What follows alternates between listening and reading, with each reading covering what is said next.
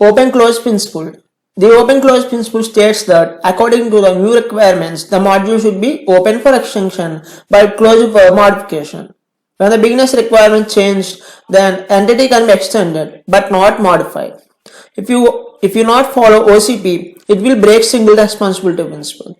Guys, it is a most important point. It means if you are not following the open closed principle, it will also break single responsibility principle too.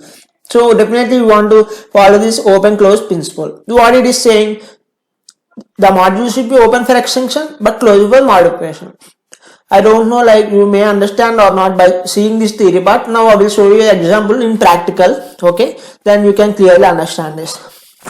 Okay, if you observe here, I have a class authentication service. Let's assume like I was writing code for some Facebook authentication, like we will enter the username and password, right? And for the authentication service, like for the authentication purpose, I was writing the code, and in my class I have created a method authenticate by username and password. Okay, up to now, let's assume like up to now Facebook is using only username and password for authentication purpose. Okay, and now normally, right, you know, right, in the application we have updates, right? Like that only we have some Facebook is asking us to add some new functionalities, right? Authenticate by OTP, authenticate by mail notification, like that. Okay, but as we know, in open closed principle, the class should be open for extension but not modification. Okay, but if we want to authenticate by OTP or authenticate by mail, we want to modify this code, guys. Like we want to modify this code, but it is against open closed principle. It means like how we can say means we are violating the open closed principle. So what I want to do means I want to create an interface. Okay, authenticator.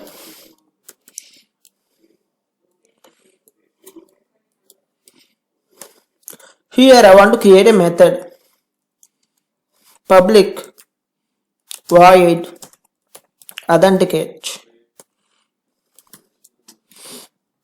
Okay, now what I want to do means I want to create some classes. Okay,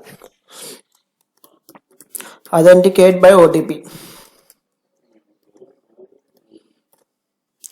and I want to add this interface here. Okay, just I was clicking on the finish. Okay, and I'm getting some error. Let's see what it is. Okay, yep, just I want to save it.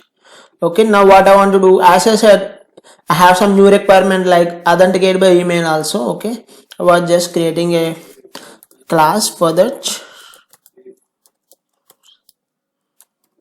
and I want to add this interface authenticator. Let's click on finish, guys. Okay, and I want to rename it authenticate by username and password. Okay, here what I want to do means I want to implement it with my interface. Okay, I want to remove this method. If you observe this, now we have added this, we have created an interface, and we are creating the class based on our requirement. Means we are not modifying anything, right? We are not modifying anything. We are just extending the classes, extending the classes based on our requirement. I think so you guys got it, right? If you have any queries, please comment it in comment section.